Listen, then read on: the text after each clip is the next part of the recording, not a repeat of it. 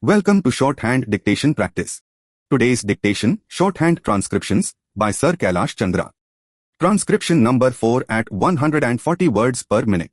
Get your pen and notebook ready. We will start the transcription in 5 seconds. 5, 4, 3, 2, 1. Start. Transcription number 4. Sir, the Essential Commodities Act was passed 5 years ago. And when the minister yesterday came with an amending bill, we expected that he would give us a brief report on the working of this measure for the last few years. But unfortunately, we are kept in the dark in regard to the exact working of the act and the nature of the difficulties the minister is facing. Sir, as far as I know, many of the provisions of this enactment have been observed more in violation by his agents at the state level. The food minister may be very earnest, may be very able, and may be very anxious to see that the various provisions of the act are implemented in the most effective manner at the state level. But unfortunately his agents at the state level are not equally enthusiastic or equally anxious to observe the provisions of this enactment. The most important objectives of this enactment are to control the supply and distribution of commodities and to maintain a stable price level. In regard to both these aspects, I am afraid that the government has failed to realize the objectives in view. Some time passed, when there was scarcity of food grains, attempts were made to make procurement from certain wholesale merchants and from rice mills. In my own state, I know of many instances of such procurement where, after making known that certain things had to be done and certain steps had to be taken by the merchant community, nothing was done later on by the government when they found that these very orders of the government were violated. As a result of the violations, there was a consequent rise in the prices of food grains. In respect of other commodities like iron and steel, paper, etc., we see a lot of speculative activities. But the provisions of the Act have not been brought to bear on them. Perhaps no case of prosecution was launched against those people who contravened the various provisions of the Act. We are interested to know in how many cases the government have taken steps to prosecute individuals who have violated the various sections of the Act. The minister said that the powers under the Act were not adequate.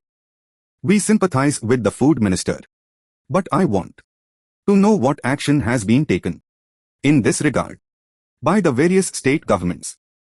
In regard to the amending provision, I want to know from the minister what would be his difficulty even if minor offences are taken to courts of law.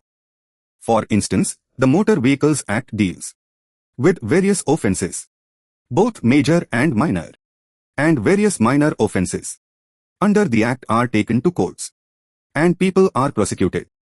What is the difficulty in taking these cases of a minor nature to courts of law? There, the people will have some safety that they will get a hearing, and if the offences are really offences, then they would be prosecuted. Otherwise, they will be acquitted. Here, the minister says that there should be a security deposit.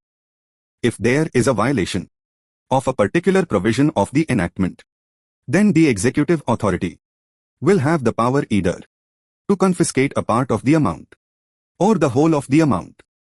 We are clothing the executive authority with more powers.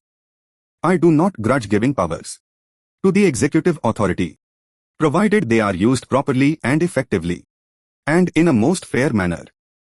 But unfortunately, there have been discriminations, apart from the ineffectiveness of the various provisions.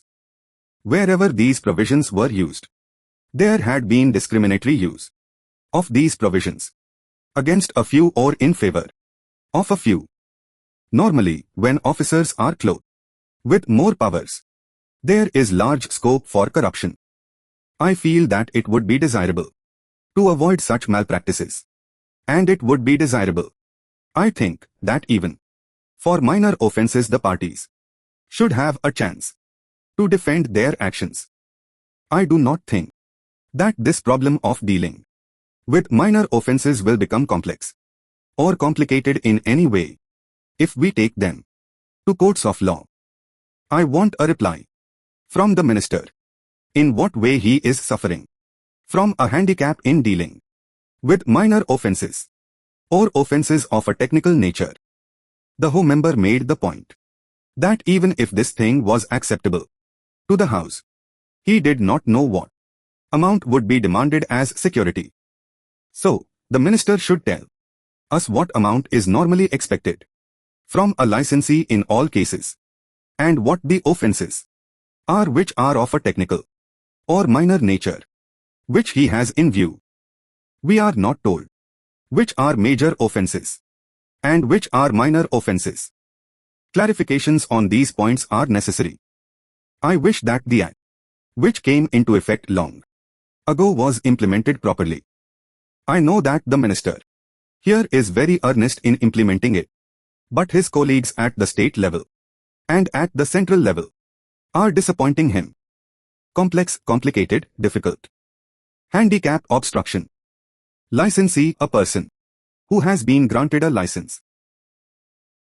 This completes today's dictation. Practice well and see you in the next session.